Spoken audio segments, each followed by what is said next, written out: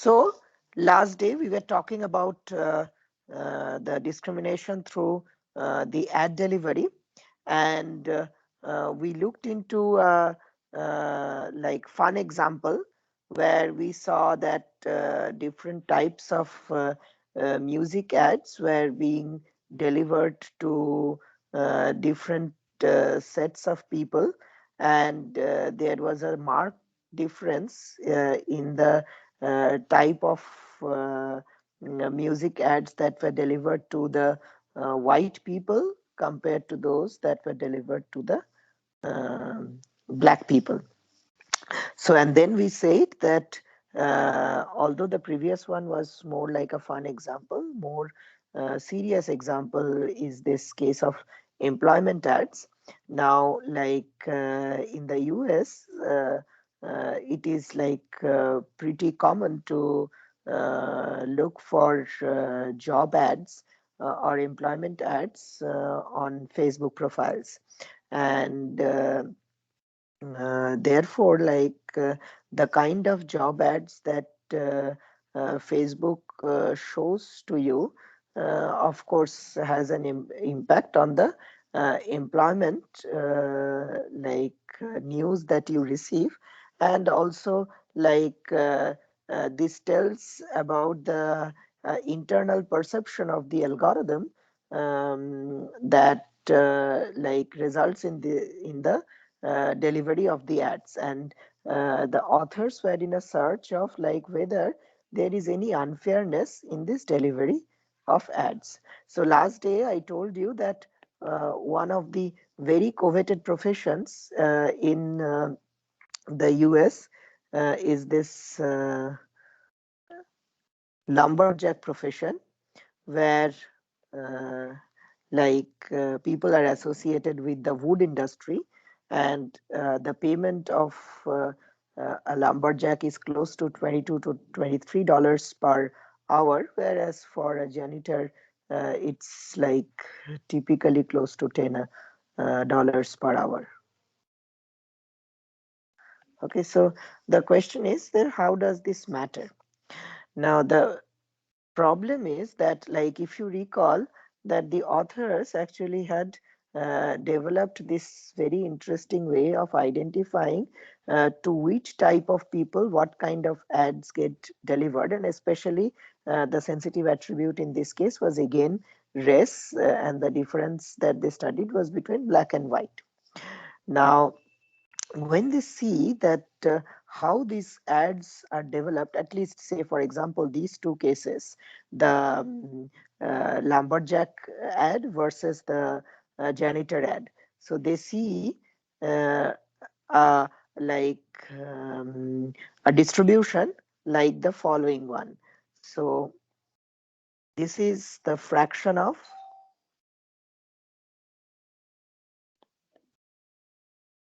male in the audience, and this is the fraction of whites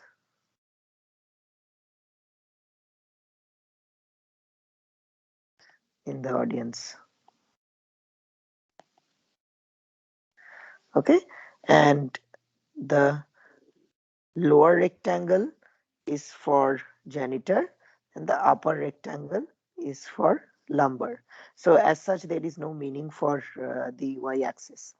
Again here the lower rectangle is for janitor and the upper rectangle is for the lumber. So what do you see?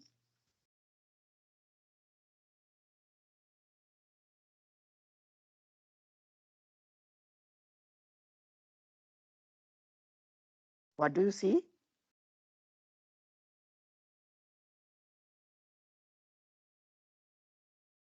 Students, can you hear me? Yes, sir. Yes, sir. Okay, so what do you see? What is this picture telling?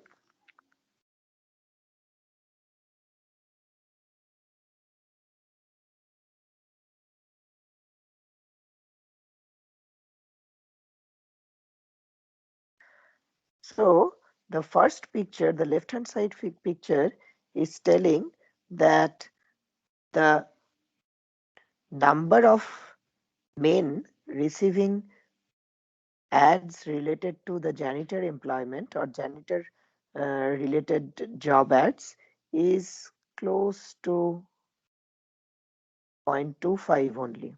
Okay, the fraction is so it's 25%.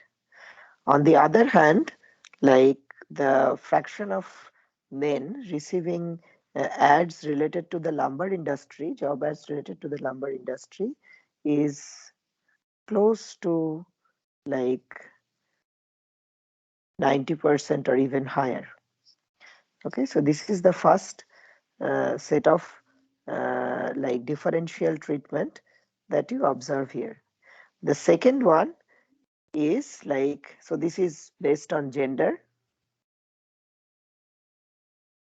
and this is based on race. Okay, here they are estimating the fraction of whites in the audience. And as you see, the fraction of whites receiving ads related to janitor is far lower than the fraction of whites receiving ads related to lumber. Okay, so this is close to 75%.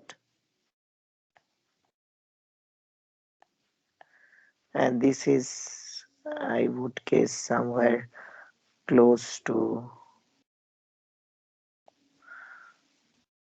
35 to 38%. Okay, so you see that there is a stark discrimination in the way ads or job ads specifically are delivered to different groups of people. Okay, so the authors did this experiment for different types of professions, and some of these are listed here.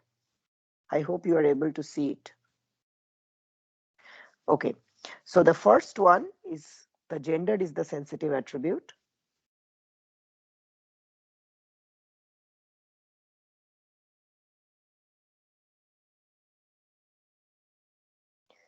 The second one, race is the sensitive attribute. So now what do you see? You should be able to read this plot. Once you are able to read the previous plot, you should be able to read this plot. What is happening?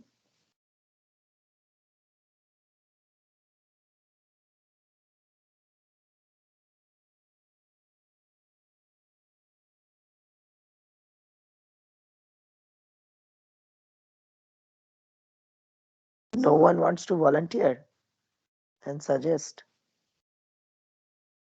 So in first plot, the fraction of Uh, man for the supermarket is up to 20%, and for janitor 24%, and okay, then for preschool exactly 25%.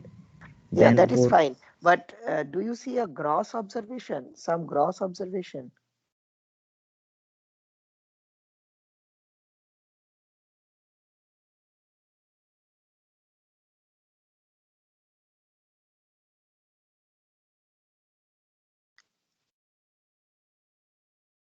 So you see more high profile kind of job ads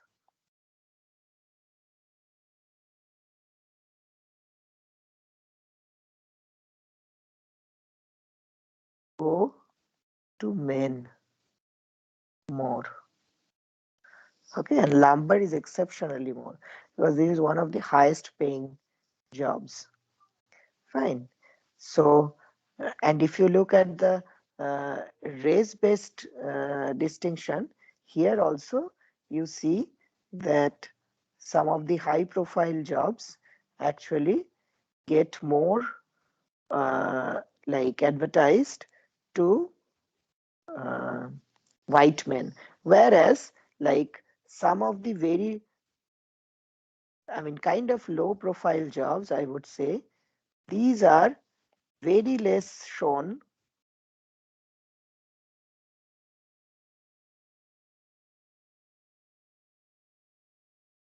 to white males. Okay, so not only this end of the spectrum is important, This end of the spectrum is also important. So you show very less ads. So this taxi means taxi driver. Okay, so you show very less of such ads to people from the white race. Okay, so these are some of the again stark like differential treatment that the ad delivery algorithm is internally doing while delivering job ads. Okay, so there is something like which is I would say grossly unfair that is going on in the delivery of the ads. And so this is important because this is like you can like make or break a life based on the type of jobs that you post on the person's wall, and maybe the person is like eligible for a particular opportunity, but the person never gets to see such ads, and therefore like is always um, like devoid of these kind of opportunities. So that's a very severe issue, not like the previous music delivery thing. Okay, so we will talk a little bit about dark patterns now. So this is one of the dark patterns that we just now studied. This ad delivery is also a type of a dark pattern, but then there are many different types of dark patterns that one can see, like in the web. And I'll give you one very motivating example, and then we will see a few different forms of dark patterns like which are very common on the web these days.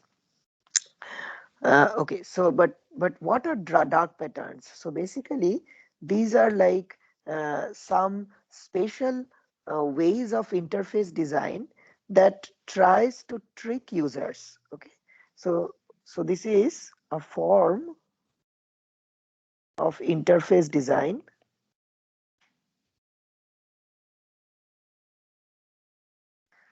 that makes the users interacting with such interfaces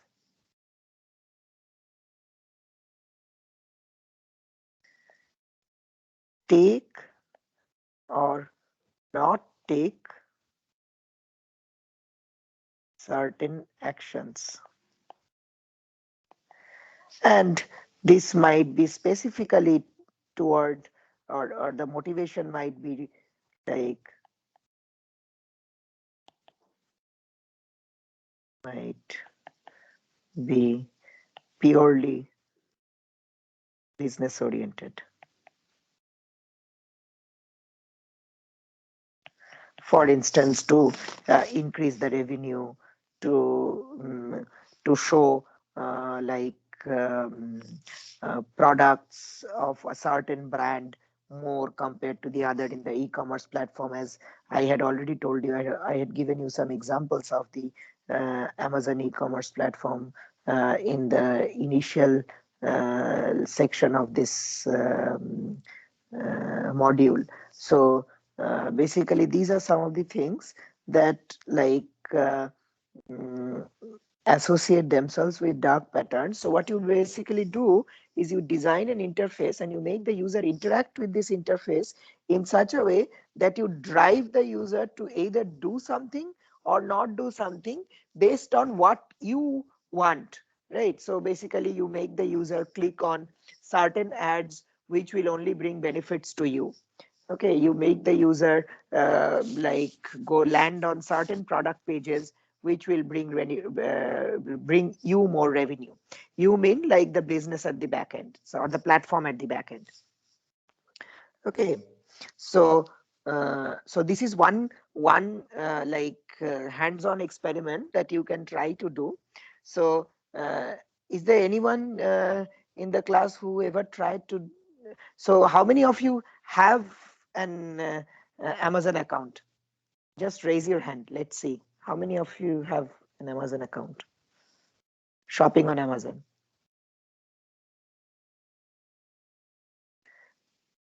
Okay. 7. Only 7 people. Okay. Quite a few. Yeah, let me also raise my hand. Yeah. Oh, still quite a few do not shop on Amazon. So, but at least like many of you, I see shop on Amazon, and I am sure like many of you who do not also shop know like what it is to shop on Amazon, and what are the things that you find there. What are like some of the positive um,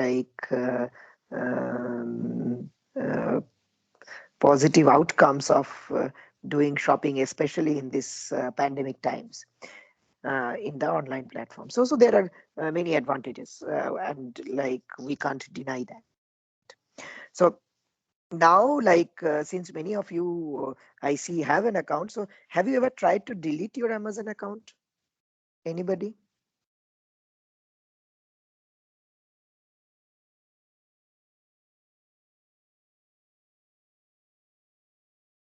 So those who are raising hands, I would assume that you have tried. Viplav, Kishalai, Shubhendu, you have. Okay, I am also raising hand. Anybody who tried ever to delete your Amazon account? Okay. Typically, you won't do this kind of an. Okay, so there is one person. Uh, so so I think you are called Saad, right? Yes, sir. If I'm Yes, sir. not. Yeah. So Saad, you have tried to delete, and what is your experience? Can you narrate to the class? Sir, I had tried to delete, but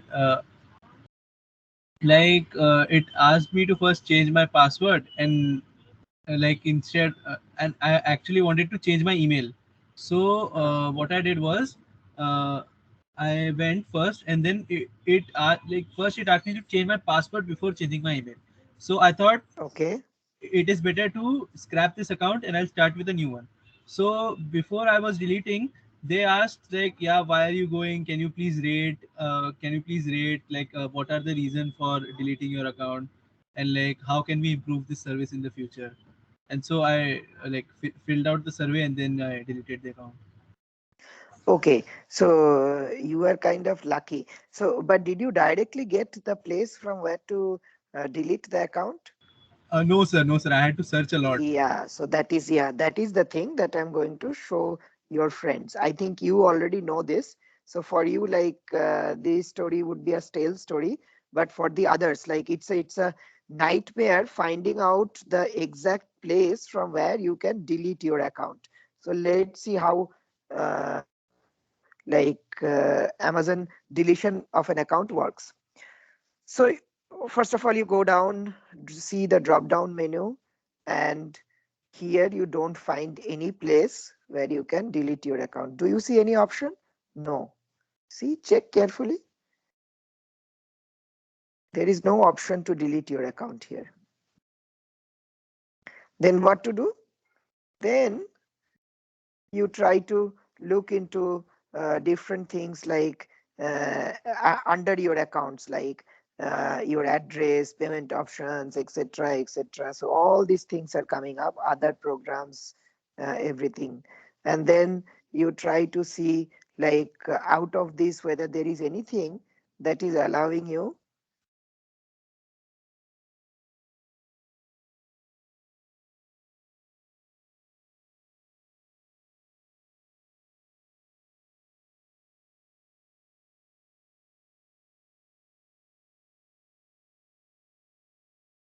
And the answer is no. So basically after this page, it's a dead end. You don't know where to go. Okay, unless and until you are exceptionally smart. Okay, so And I think like Saad was very smart in finding out how to get the deletion option. So in fact, if so my parents also use an Amazon account, and if they ever wanted to do this, they would never have been able to do it. So basically what you see here is this specific, okay, let me use the red pen. So what you see here is this blob, okay, which tells let us help you. Okay. And under this, you go to the help. Okay. And then under that help, you go to need more help. Okay. So so you see, like there is no option anywhere to delete. First, in let us help you, you go to help, and from there you have need more help. And in this need more help, you have the option of contact us. Okay. And in this contact us, you have the option to close your account. Okay. So somebody was telling me that in your last like batch when I was teaching, that somebody was telling me that in Facebook even this option is not there. Like even after finding a lot, you will not find an option like this, which allows you to completely delete your footprints from Facebook. So there is no such option. So I don't know if you have tried this experiment. I have not tried it, but it seems like the entire footprint, whatever was there, it is impossible to delete it from the Facebook servers, even when you have deleted your account. So this is very risky actually. So then like once you go here, you are asked, like you are given this option of close my account, and then like if you choose this, then they will give you further options too. So who will imagine that the closing of the account will come under, so there is no straightforward way of finding out like where you should go in order to close your account. So Saad, did you follow this route? No, sir. Actually, I opened the contact us page. I don't remember properly, but like there was something like account control somewhere, and from there I got like contact Yeah, so us it's for more. basically, yeah, from Yeah, help it is also, very like indirect, sir. yeah, it's actually to, you have to somehow reach contact us. You have to somehow reach contact us, like it can be in different ways. So this is one way. You have to somehow reach contact us, and then in tell us more, you have to tell this. Okay, so it's extremely indirect, and this is like one of the very nice examples of dark patterns. So you are kind of lost.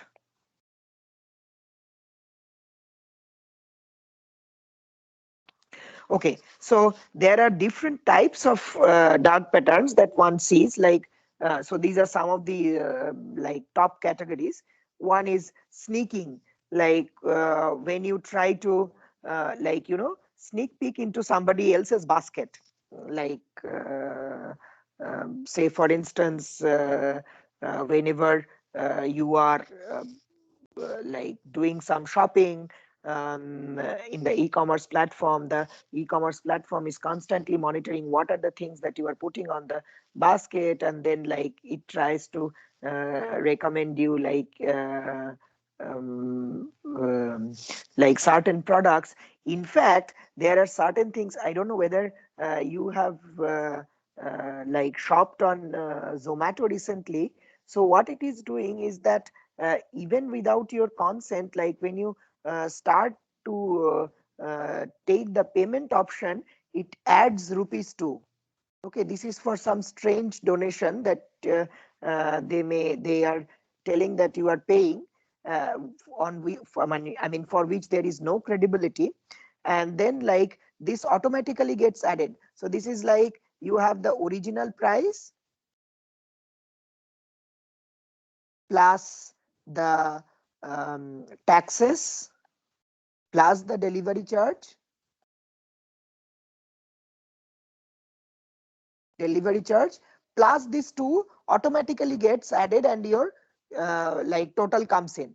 And then like many of us would not like check, like, so you have to like unfold this, like you have to, so it comes as a like drop down, but this drop down is not shown directly. So you have to just unfold the drop down to see like there is this 2, and then you have to uncheck this in order to remove this 2. Okay, so many of us would not even like bother or even check like what is happening, and then they would go forward. Okay, and you pay some. So I have seen in some websites it's plus 10. So there are many other like shopping websites there where the money could be, so it varies between 2 to 10. That is what I have seen. I have not seen like anything more than that, but that's there. So now imagine like the number of shoppers on a platform like Zomato per day, especially in pandemic times. So this could be a huge like revenue booster. You really don't know what this where this money is going on. So and then there are the different kinds of such uh, dark patterns. For instance, this is one of the variants that we just now looked into. Obstruction. Basically, you find it very hard to cancel something that you have booked. So it takes you from one place to another, another place to another, another place to another, and then you are at a dead end, and you don't even know like where to go in order to cancel. So like this is something that I have faced multiple times, and then I had started calling them over phone. That does not work, and then like finally I had to say like, okay, I'm going for some legal actions, and then somehow some of them will answer, and something, in some cases, something might happen, and in many other cases, like it might, I mean, you might be very unfortunate, like being unsuccessful in recovering your money. So I guess many of you have also witnessed somewhere or the other this kind of situations. So these are all kind of like leading to dark patterns. And so there is a lot of study that is going on around these dark patterns, and this is one interesting article. Anyway, I'll share these slides with you. This is one interesting article which studies like around 11,000 shopping websites, and they tried to see like what are the different kinds of dark patterns that appear in all these websites, like how they can lead you to different dark patterns. And it's a good read. So if you are interested in this kind of research, this would be a nice starting point. Okay, so like this is more or less about the content dissemination part. Now we will start off with the content moderation part.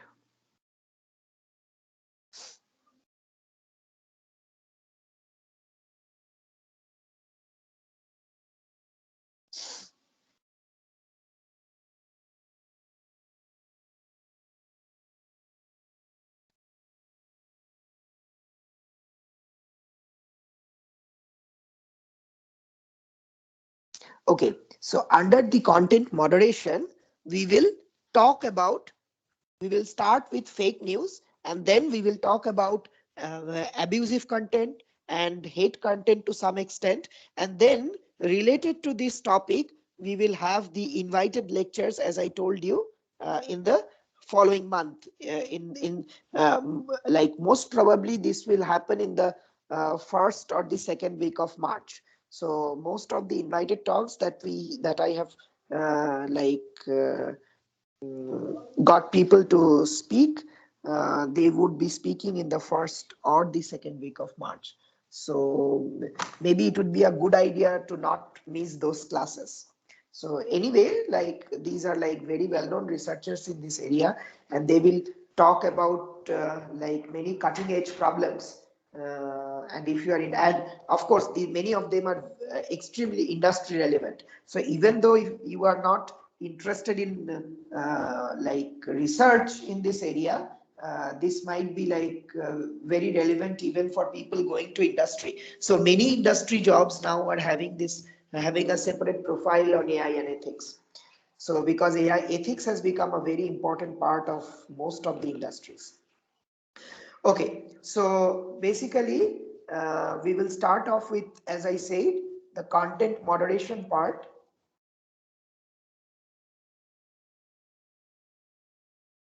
So, and as the name suggests, moderation means like you want to detect and control the amount of like bad content in some sense. So the previous part was about dissemination, how content is delivered to the user. Now it is about more about like battling with or combating with the bad content present in the uh, online platforms, in these online platforms. So this bad content could be like misinformation. We will look into specific definitions in a while. Misinformation, fake news, abusive content,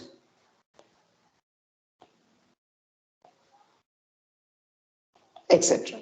So I'll start with fake news. So basically we will talk a little bit about the definition of fake news, and then we will talk about like different ways to handle fake news. So we will start with a definition, then we will talk a little bit about different categories of fake news.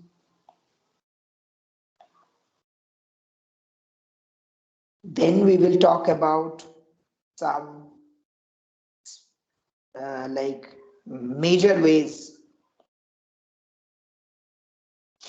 to handle fake news, mostly automatic methods.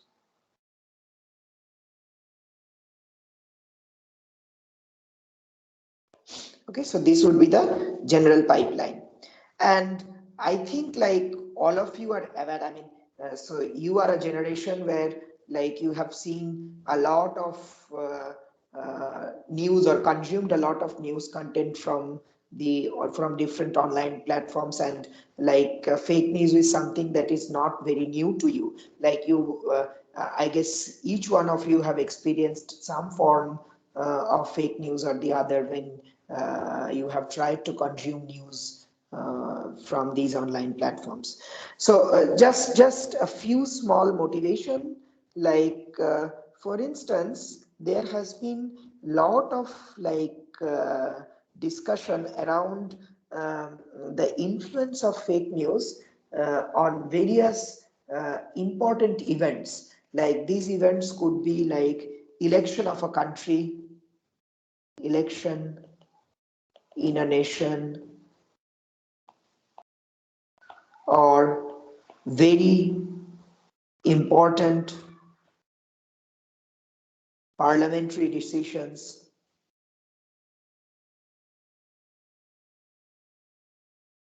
And in fact, it seems like fake news have tried to influence in different ways these some of these very important events. Okay, very important parliamentary decisions.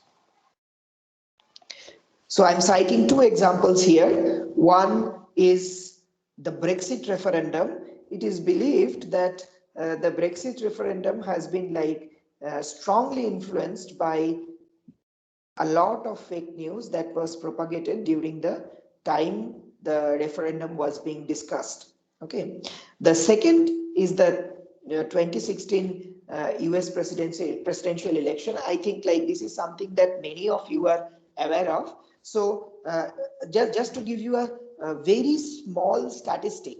So the number of shares and reactions and comments on Facebook that fake election stories got was larger than the real election stories. Okay, true election stories got around like 73 lakh reach, like reach in the sense shares, reactions, comments, etc. Whereas 87 lakh, close to 87 lakh um, like shares and reactions and comments were obtained by fake news story. So seems like fake news was more popular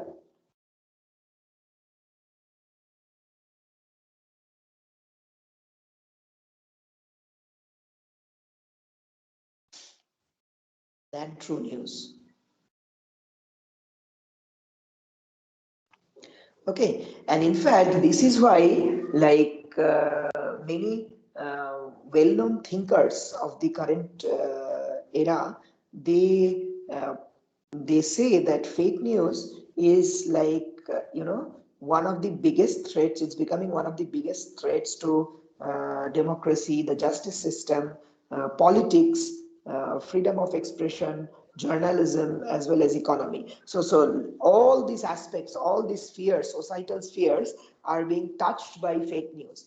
And the problem is manifolded because, like, every individual in his or her own rights is now a news manufacturer. If you think properly, like earlier, there were days like where news would come from only authentic agencies, like for instance New York Times, etc., etc. But now you and I also can be a blogger, and like if we are lucky enough, and if we like follow certain tactics, our blogs could become very viral.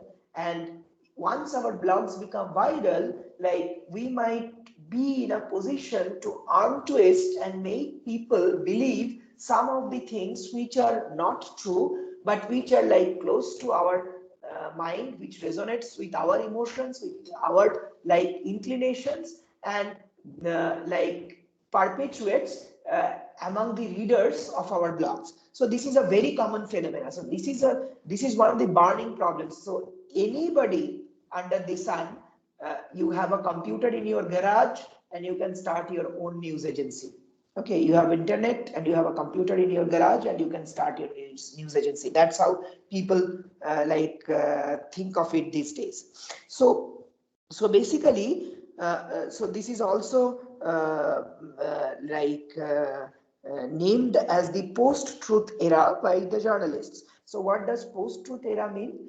Post-truth era means like it's an era which has less truth in it. Basically, the idea is that so now news has less factual content and more content that emotionally pleases you, okay, or that like appeals to your own personal beliefs and inclinations. So that is the idea. So now the news is like blended with such masala that the fact gets hidden, whereas whatever you like is like only shown to you, and whatever appeals to you is only shown to you, is only served as a news on your plate.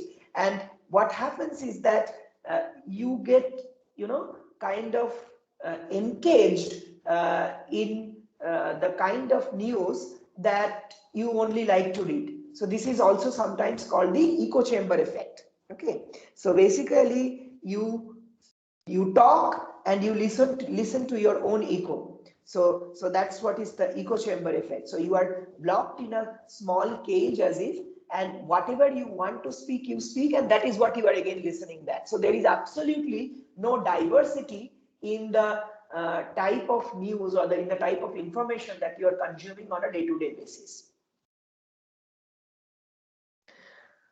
Okay, so, and I guess like some of you are aware of this hoax. So this was a hoax, like where suddenly it became popular in the social media that Barack Obama was injured in some bomb explosion, which is a completely fake news. And like immediately there was a fall of 130 billion in the US stock value.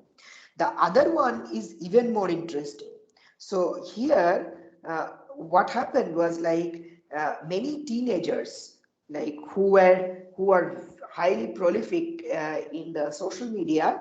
So they were appointed and they were asked to do some clicks. So these clicks would increase the authenticity, the click-through rate of a particular news or the authenticity of that news in some sense, and this would bring at the top, bring those news items at the top of any search engine result. So, and during the US elections, like these teenagers were employed to just click on these news articles to increase their overall rank in the search engine results. And it was so viral that around like people earned like around $60,000 in 6 months. Some of them even earned more than their parents would do in a month. Like, so this was like extremely vital, and all of this news that was becoming like highly popular in the search engine were mostly fake news. But this was like a it was a company which was tasked with like coaxing teenagers into this job, so which also like allowed them to earn almost free money, and at the same time it allowed the company to achieve its desired goal of like increasing the search ranks of these fake news. Okay, so now why again, another important thing is that why is fake news such a botheration? So the problem is that many psychological studies have shown that the human mind is extremely vulnerable to false news. So basically, delineating a false news from a true news, like in general, for an average human being, the accuracy is close to like somewhere between 50 to 55%. So basically, there is a random chance that you would be able to distinguish between a fake news and a real news. Even when you are consuming news on a day-to-day basis, even when you have an average level of education, this is true. So psychologists have time and again proved this, that there is this inclination, or there is this vulnerability of the human mind to believe in the false news. Okay, so so as I said, so this is one thing. The second thing is, like, since this is an online media, there is a high chance that people get repeatedly exposed to fake news. Okay, so you see once, say, a fake news item in one, you see it again twice from some other channel. Say you get to see this, like, think of Twitter, you get to see this from one of your friends, say F1, then you get to see the same news from another friend F2, then you get to, sorry, this is N1, then you get to see the same news from another friend F3. Now there are, if there are some 100 friends who are all sharing this news, then you start thinking, oh my god, is this really something? So maybe initially you were skeptic, but then, like, when you see such a large number of people sharing this piece of news, you start thinking like probably there is something believable in this news, and like you start, like, generating some sort of a belief in that news, and this has even a ripple effect. Like, say that same news agency publishes some other news in one prime the next day, you tend to believe this more than what you believed in one, because you have seen that many of your friends have started believing and sharing in one. So the next news that comes from the same publishing house, say call it P, so the next news that P publishes, you have slightly more faith on it. Similarly, like if you see on the next day also there are a lot of friends who are sharing it, then your belief on the third news, like published by the same publishing house, your belief increases further. And in this way, like there is a constant push toward, like, or a constant hammer on your belief system time and again. Okay, and then there is also confirmation bias. This is something that all of us have. So basically, if you see some news which kind of resonates with our past knowledge or with our past belief, which may not be completely, which may be completely wrong, but since it matches with our past belief, with our past like societal principles, with our past ideas of like how a society should be, how an idealistic society should be. So if it resonates with those, then you tend to believe in that. So if the fake news is concocted in such a way, is constructed in such a way that like it adheres to the belief system or the already well established knowledge or something that is already normative, then there is a higher chance of believing such a fake news, and this is also known as the confirmation bias. Okay, and then there is of course the peer pressure or the bandwagon effect. That is what I was telling you here. So if a lot of friends are like subscribing to that news, then you also start thinking that there must be some truth in that news. Yeah, and this is something that I have already told you that social media is one of the primary sources of news consumption these days. In fact, a study in 2017 showed that like around 67% of the Americans, and I think this number has already grown over time, receive most of their news, most of their daily news from social media. So now, this is something that we have already discussed, the echo chamber effect. So basically, biased information can be amplified and reinforced. Like if you are in a closed group, say there is a network of people and all of you are connected, well connected among yourselves, and like there is some news going on from here to there, there to here, here to there, with some belief in it, which is probably completely fake. But then the next day again, some fake news come in, those from the same publishing agency, those get again passed on to the different members of this community, and as if a chamber is formed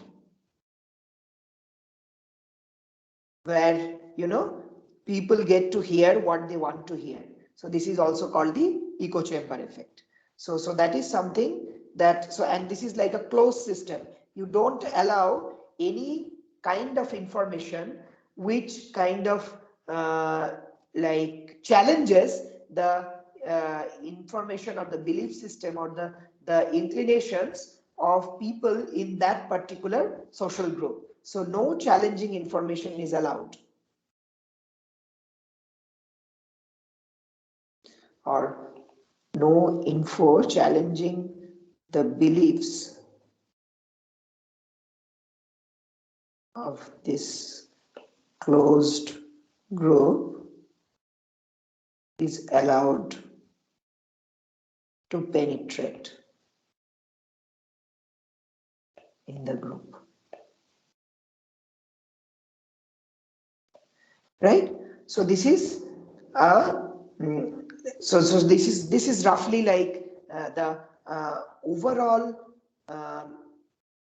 I would say severity of this issue of fake news and misinformation in the social media.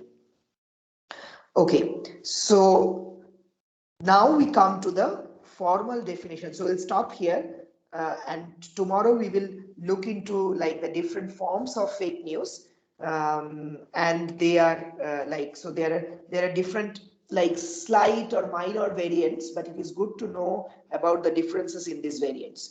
But what is fake news? Fake news, first of all, it's a news item. Okay, remember this. It's a news item.